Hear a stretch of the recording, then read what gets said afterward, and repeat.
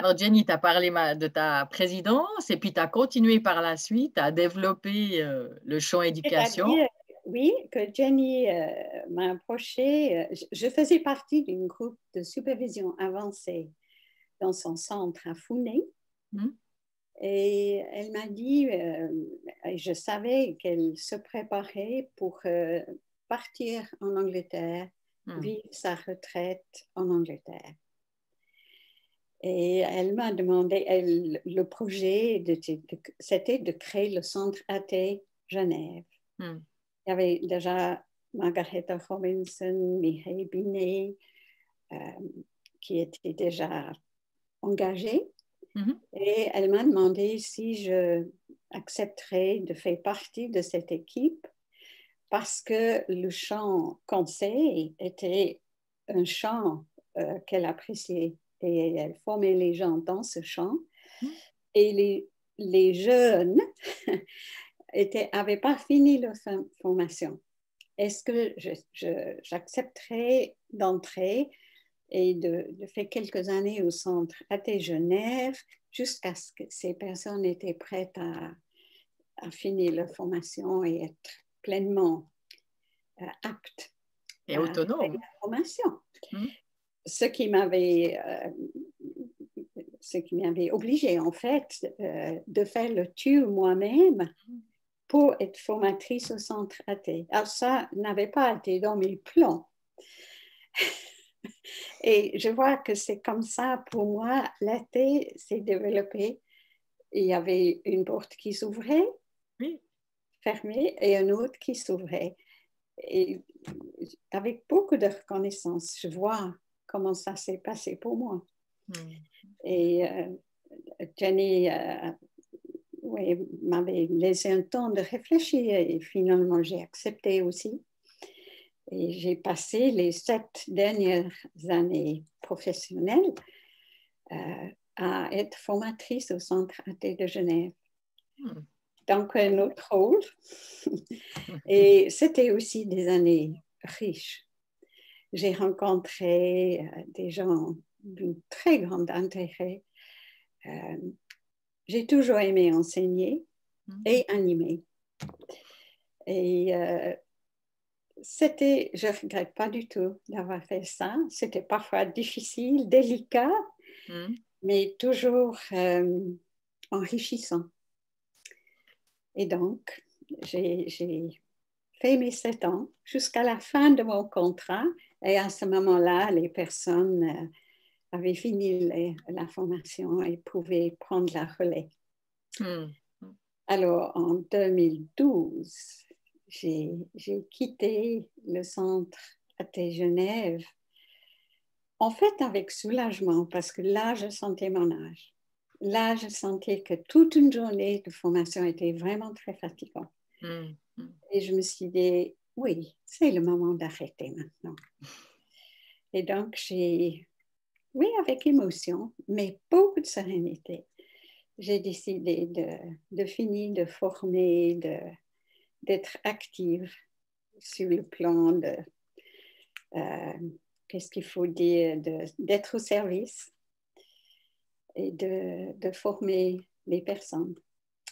Et j'ai pris ma retraite, mais pas vraiment parce que j'ai continué mon travail chez moi de supervision, Ah, bon. d'accompagner. Et j'ai pu faire ça jusqu'à l'année prochaine. Oui, l'année passée. J'ai L'année fini passée. avec ma dernière groupe, comme tu sais, puisque je t'ai passé le flambeau. Mhm. Oui, c'est juste. De supervision de groupe. Ouais, magnifique. Et Merci j'ai eu, encore. mais je t'en prie, c'était un plaisir.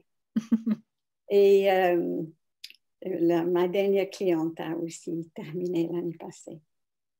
Ouais, Alors, je suis vraiment à la retraite. Sally, tu nous as dit ton bon parcours avec la thé dans l'enseignement, et puis comment tu as quitté alors le centre AT Genève après voilà, avoir dédié ces années à préparer la prochaine volée, et comment tu as pu partir sereinement. En fait, ça faisait depuis quelque temps que j'étais très intéressée par la spiritualité, par la méditation. Et j'avais commencé vraiment une pratique dans cette dimension qui m'a apporté pas mal de paix à l'intérieur de moi. Et ça, je sais, qui m'a vraiment aidé à faire cette transition. Vraiment, sachant que j'avais beaucoup de reconnaissance pour le parcours parcouru, que j'allais entrer dans une autre étape de ma vie où cet aspect du sens était d'un grand intérêt pour moi et où j'avais déjà rencontré les gens qui m'apportaient beaucoup de choses sur un autre plan. Donc, c'est pas que j'ai quitté l'athée dans un sens, mais c'était tout en moi pour aller beaucoup plus vers autre chose et d'avoir beaucoup plus de temps pour être proche de la nature, qui est une inspiration pour moi. Et j'ai un jardin, j'adore la nature. Maintenant, je peux être passionnée par la nature comme j'étais passionnée par la thé. Et la nature nous permet de nous ressourcer, hein, c'est vrai, et c'est important. Et je pense aujourd'hui, avec la situation qu'on vit actuellement, on a besoin de retourner et de comprendre beaucoup plus de choses par rapport à les mystères dans la nature.